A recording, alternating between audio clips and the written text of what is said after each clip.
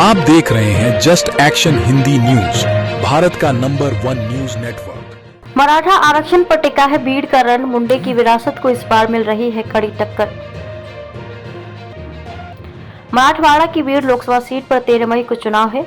ये बीजेपी के उम्मीदवार पंकजा मुंडे के लिए प्रतिष्ठा की सीट है। इस सीट से राज्य के बीजेपी के दिग्गज नेता रहे और पंकजा के पिता गोपीनाथ मुंडे और उनकी बहन प्रीतम मुंडे को जीत मिली है। लेकिन इस बार बीजेपी ने प्रीतम का टिकट काट कर पंकजा को उम्मीदवार बनाया है। यहाँ मराठा आरक्षण आंदोलन का बड़ा असर दिख रहा है, इसलिए पंकजा को एनसीपी शरदगढ़ से उम्मीदवार बजरंग सोनावणे कड़ी टक्कर दे रहे हैं। पिछले चुनाव में बजरंग कांग्रेस से उम्मीदवार थे और उन्होंने प्रीतम को कड़ी टक्कर दी थी। हालांकि मूल एनसीपी राज्य में महायुति के साथ है। शरद पवार ने पिछले रिकॉर्ड देखते हुए उन्हें उम्मीदवार बनाया है। मराठा आरक्षण की आंच में बुरी तरह झुलसे इस इलाके में मराठाओं का वर्चस्व है, जो पंकजा की टेंशन बढ़ाने के लिए काफी है। बीड़ में है मुंडे परिवार का वर्चस्व। गोपीनाथ मुंडे का बीड़ जिले में दबदबा रहा है।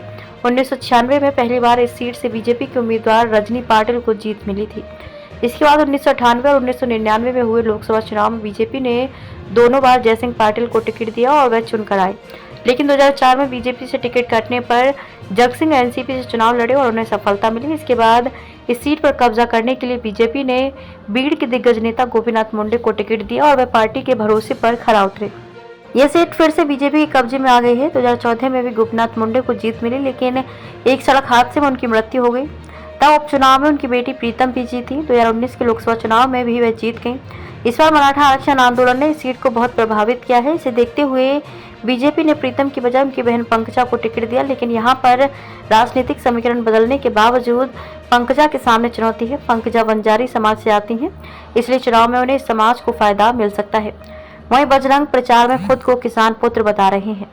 भाई को मिला बहन का साथ। मुंडे की राजनीतिक विरासत को लेकर बेटी पंकजा और भतीजे धनंजय के बीच मतभेद थे। यहाँ धनंजय अपना वर्चस्व चाहते थे, इसलिए वे एनसीपी के साथ चले गए। तब से सीट पर पंकजा और धनंजय के बीच शहमात का खेल चल रहा था।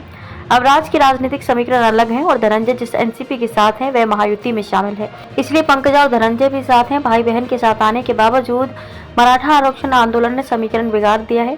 भीड़ में रहने वाले नवनाथ के मुताबिक पंकजा और धनंजय के साथ होने के बावजूद इस सीट पर कड़ी लड़ाई है।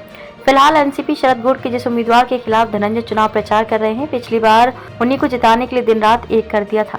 तब एनसीपी के उम्मीदवार को 5 लाख से अधिक वोट मिले थे।